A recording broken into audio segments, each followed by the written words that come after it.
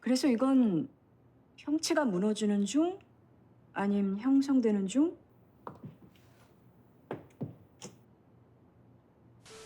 It seems that Netflix's Nevertheless didn't quite sit well with the audience for different reasons. And I think the problem isn't Nabi or Jae On. The real problem is the audience. So, the K-drama industry has been selling us the same old recycled fantasy of a perfect man and a perfect woman being brought together by fate over and over again. And we all just continue to feed on it. In the drama world, it's canon that the main protagonists overcome all conflicts thrown at them because they're match made in heaven. Most of the time, these conflicts are external and are never regarding the relationship itself. And when they do overcome them, it is often with little to zero effort thanks to factors such as fate, destiny, power of love, etc., etc.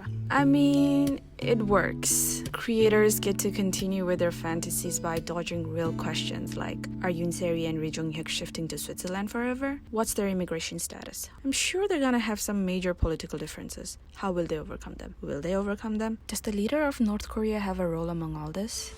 근데 너 운명 안 믿잖아. 안 믿지. On the other hand, Nevertheless does something different. First of all, the creators really prioritized telling a story rather than selling it. The intention was never to please the audience. Unlike other dramas, we are given characters who are obviously very flawed and are doomed to fail if together.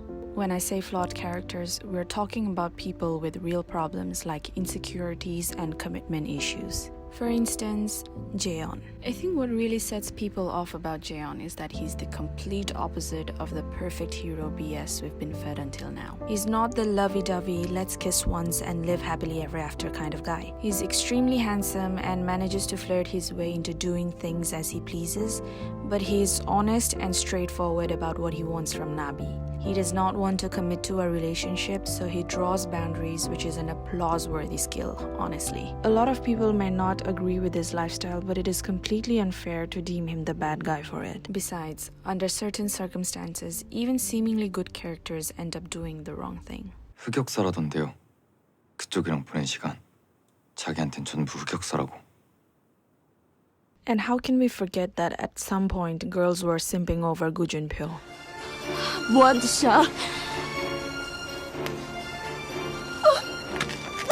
Ew! Get off of me! Ugh, as if! If we had to go even deeper, many traditional and conservative ideas belonging to different philosophies and religions infiltrate and reflect through Korean dramas. For example, all good characters are great advocates of ideas like filial piety, domestic piety, chastity, or monogamy. These characters are always rewarded with a happy ending, which alludes to either a happily ever after or marriage between a man and a woman.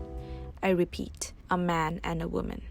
Shout out to Seo and Ji-won for being the cutest girls who have the hots for each other. A realistic, natural, and hardcore lesbian couple unlike the caricatures we see of gay men for the sake of comedy. 네가 세상에서 제일 좋아. Nevertheless slaps all of these traditional ideas on the face by giving us a couple who forms their relationship based on just sex. This itself isn't something we see displayed so openly in mainstream dramas, where sex is always portrayed as a union between a man and a woman already in love. To have two grown individuals voluntarily engage in a physical relationship being fully aware that it won't amount to marriage or a happily ever after is a huge shift. That too in a society where attitude towards sex is quite orthodox. Not only do they go against all the unspoken drama rules, but also the social norms in a Korean society. However, given the bad ratings, maybe people are still not ready to talk about sex and love being two things. Or maybe the drama really is shit and I'm giving it more thought than needed. The scene where Nabi overhears people making comments about Jae On and his relationship with Nabi is a common example of how people would actually react to a relationship like theirs. This isn't surprising at all for a country that headlines celebrity dating news as scandal. It also reflects the age-old practice where one's sexuality determines their virtue and worth, which isn't limited to just Korea.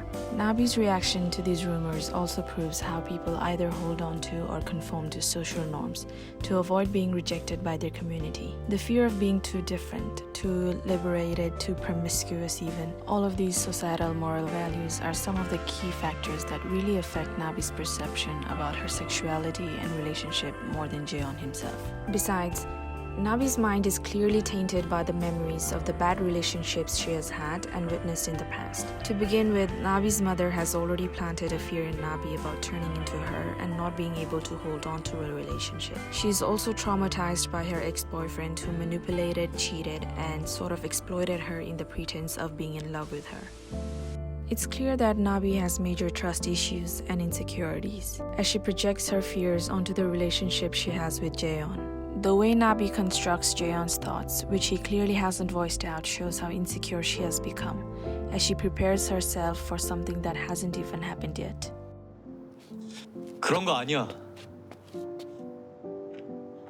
She thinks she can see through Jae On, but in reality, she's unable to see beyond her insecurities and past experiences. The drama being narrated in Nabi's perspective also emphasizes how everyone is limited to their own thoughts. And all of us are flawed by our own judgments, which at times can be destructive. Like most dramas, it does make one frustrated and wonder why these people just don't talk things out. But with the huge dent left in Nabi's confidence, the last thing she wants is to look needy in front of Jae On. 왜냐면 너 좋아하니까. With all that being said, it all comes down to one question. 그래서 이건 형체가 무너지는 중? 아님 형성되는 중? And the answer is 해석의 여지가 있습니다. the point of the drama isn't whether Nabi would choose Jae-on or Dohyuk, or whether her choice is the right one or not. The point is whether her choice would make her or break her. Regardless of her choice, there will always be the lingering question named what if, but that's inevitable. Some may find that nevertheless sends out a wrong message towards youngsters about a healthy relationship, but I think that's far from the truth. If anything, nevertheless gives us a rather realistic and refreshing angle to the idea of college romance. We really need to get rid of the narrative where we constantly victimize and infantilize female characters for their choices. Nabi walked out of a bad relationship and willingly got into a casual sex relationship with Jae On. She is an adult. She knows what she's doing, and it's apparent that she knows when to stand her ground.